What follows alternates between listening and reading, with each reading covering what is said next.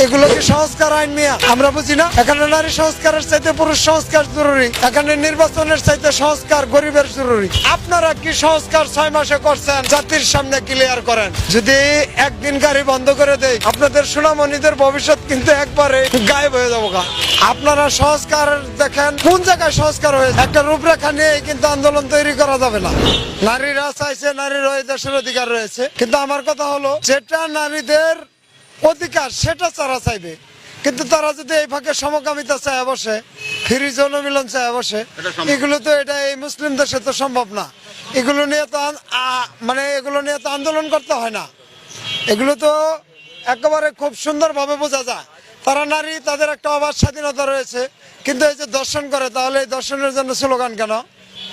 ওনারা খোলামেলা কাপড় পরে রাত দিন সবসময় চলাফেরা করবে, দর্শনের জন্য আন্দোলন করা হবে, এগুলো কোন ধরনের পলিসি বলেন দি? আপনি শুধু দর্শনকারীর বিচার করবেন, দর্শনের উপকরণ যারা তৈরি করে তাদের বিচার করবেন না? এখানে দর্শন করার জন্য উৎসাহ করা হচ্ছে, বিশেষ করে বয়স্ক মানুষেরা দর্শন কি কারণে করে বুঝেন তো?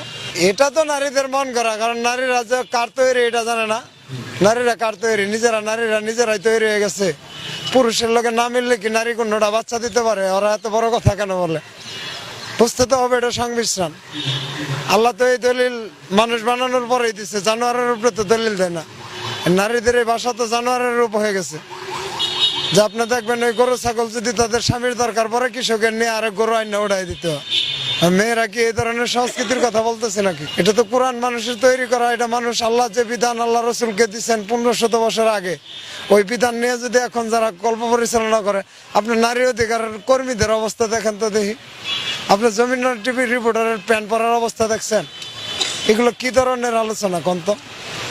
একটা রিপোর্টার আন্তর্জাতিকভাবে দেখবে, তার প্যান্টটা যদি ওই রকম আপত্তিকর হয়, এদেশে দর্শনের বিচার হবে আর নারীদের হবে ইজ্জত। নারীরা তাদের ইজ্জত চেন খুললে দেখাইতেছে, আমি কি করব? চোখে রুমাল দিয়ে রাখবো? এগুলো এভাবে এ ধরনের সংস্কার, এখানে নারী সংস্কার হবে না, নারী সংঘাত তৈরি হবে, দর্শন বেড়ে যাবে, পুরুষদের উপরে আরো আক্রমণ তৈরি হবে। আমি বলবো অতি সত্ত্বে এই সংস্কার কমিটি 2-4 জনকে রেখে, বাকিরা হইলো 54 বছরের বেতাত্তা, এই রাষ্ট্রটাকে বিভিন্নভাবে শোষণ করছে, তারা সুবিধার মতো আইন করছে। আপনি বদিউল আলম মজুমদার বলেন, উনি সুশাসনের জন্য নাগরিক সমাজ সুজনের প্রতিষ্ঠাতা। দেখেন তো এই সমাজে 54 বছর কতটা সুশাসন তৈরি হয়েছে। যদি সুশাসন হবে এদেশে, নারী দর্শন হবে কেন? যদি সুশাসনই এদেশে থাকবে, তাহলে নারীরা প্রতিবাদী হবে কেন? আমরা আজকে চালক, আমরা আমাদের অধিকার পাই না কেন? কি সুশাসন এই দেশে তৈরি করা হয়েছে? ওই যে লগে যুগ হয়েছে আলী ইমাম মজুমদার, আপনারা এদেরকে